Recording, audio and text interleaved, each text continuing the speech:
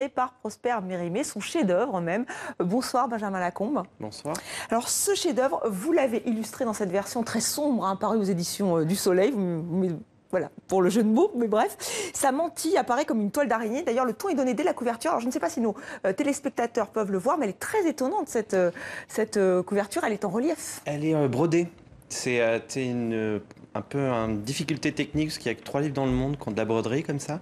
Mais j'y tenais parce qu'il y a une métaphore en fait de la toile qui se tisse, la toile que Carmen tisse autour un petit peu de ses proies, les hommes, et dans lesquels ils tombent tous. Oui, parce que c'est une Carmen araignée. Pourquoi transformer Carmen en femme araignée ?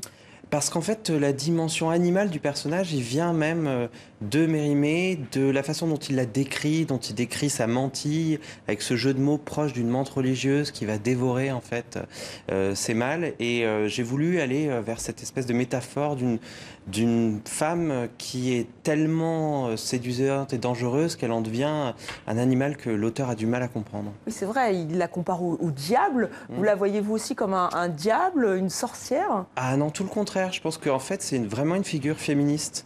Elle est émancipée, elle se met à l'égal des hommes. Et pour un homme du 19e siècle comme Mérimée, c'est incompréhensible. Alors, il y a le côté très gothique. Alors, quand on pense à l'Espagne, on imagine quelque chose de très solaire. En plus, c'était un personnage, c'est une bohémienne. Pourquoi la ramener vers ce côté très sombre ? Vraiment, il y a beaucoup de noir, de rouge. En fait, justement, je voulais pas être dans une dimension folklorique avec une Espagne un petit peu imaginée. C'est un roman gothique, profondément dans ses thématiques, dans la façon dont il est construit. Et l'Espagne est beaucoup plus passionnelle, en fait. Moi, j'en reviens, j'ai fait une tournée autour de Carmen. Et justement, ils étaient contents qu'on n'ait pas présenté une Espagne avec des castagnettes et du orange et du jaune. Et voilà, l'image qu'on peut s'en faire à l'étranger. Vous jouez beaucoup plus sur cette mantille en dentelle. Alors, c'est vrai que quand j'ai lu votre livre, j'ai pensé à Tim Burton, et notamment à un film qu'il a consacré à une peintre qui avait ces personnages étonnants avec des yeux immenses, Oui. démesurés. On voit ces big eyes. Vous y avez pensé, vous aussi ? Moi, on m'associe à ce courant-là, parce que c'est vrai que je fais de grands yeux, avec des personnages qui sont pas forcément réalistes. Et il y a un courant de peinture qu'on appelle le pop-surréalisme, dont provient la personne dont c'est le biopic, qui existe. Mais c'est voilà, on met toujours des étiquettes, en fait. Mais moi, c'est vrai que je dessine comme on écrit, en fait. C'est quelque chose qui nous dépasse. C'est comme la voix qu'on a. On a une voix et on parle de cette façon. Et vous avez écouté Maria Callas, Ah oui, bien Carmen.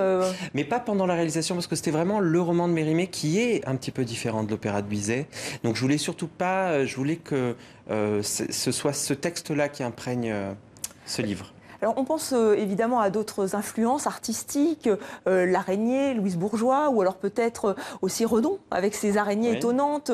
Alors lui, il la faisait souriante, là vous faites des yeux, des bouches. Qu'est-ce que ça représente, cette araignée ? Cette araignée, c'est un animal très intelligent, c'est un animal, parce que Carmen est vraiment une femme intelligente, et c'est une femme qui a vraiment une part d'animalité en elle. En plus, Mérimée, qui est un homme issu du colonialisme, analyse les gitans comme presque des êtres différents de lui. Il y a un côté très ethnocentré.